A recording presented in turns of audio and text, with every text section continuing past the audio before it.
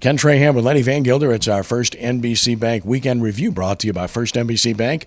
First NBC Bank is a proud sponsor of SportsNOLA.com.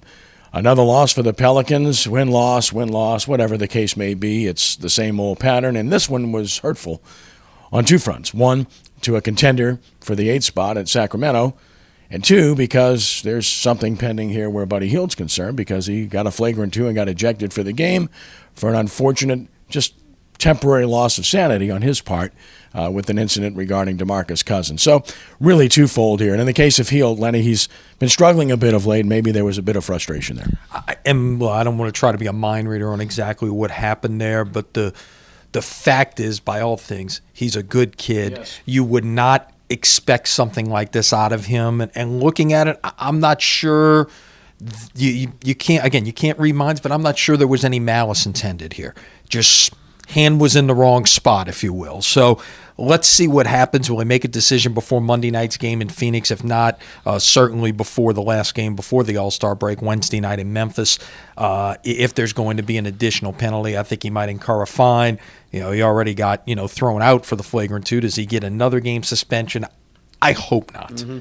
Yeah, it remains to be seen. Remember, Chris Paul, who everybody loved and was revered here, had a similar incident at Wake Forest, and he overcame that. So listen, again, we're not exonerating people for behavior, and we can't read minds, as Lenny mentioned. At the same time, it's a little bit different when you see a pattern of behavior as opposed to an exception to the rule, which I believe this was. You mentioned All-Star Week. It's a big week here in New Orleans, and passing Smoothie King Center, lighting going up outside and everything. It's another big weekend for New Orleans. It is, and opportunities for the people here in New Orleans to get involved. Not the whole big fan fest like we've seen. Keep in mind, this had to come together on a very short notice. You couldn't use the convention center, so the Dome is now in play to host the celebrity game, the all-star practices, those types of things are going to happen across the street at the Dome. So your footprint is kind of compressed right there to the Smoothie King Center and the Mercedes-Benz Superdome. There'll be a little bit of something going on out at Champion Square with TNT. So some activities definitely to get involved in. And look, we've talked about ad nauseum, and we know in New Orleans too well. We do these events better than anyone else, and kudos to the Greater New Orleans Sports Foundation for stepping in really on 6 months' notice to take this challenge on. College basketball, the story continues to be the University of New Orleans. 2 big road wins for them at Lake Charles and then in Hammond, and as a result, they sit alone in first place right now in the Southland Conference, and we need to start talking seriously, A, about them being a conference champion, and B, about the real possibility that we'll finally have a school from New Orleans in the NCAA basketball tournament. Yeah, it hadn't happened in 2 decades now since UNO did it, in 96? 6. So, 21 years since we've had a team from the city of New Orleans in the NCAA tournament. And look, I saw a lot of moxie and those types of things out of this team this week. Both games down on the road in the second half, and you come back and win. You do those kind of things at home when you got your home crowd behind you, you got the energy.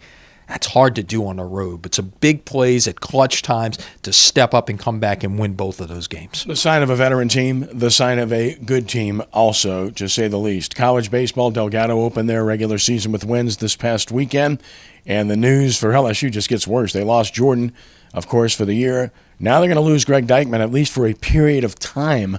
We don't know how long, with a fractured cheekbone, LSU being very, very close-lipped about whether or not he's going to miss significant time or not. I'm sure we'll know later in the week. Yeah, who knows?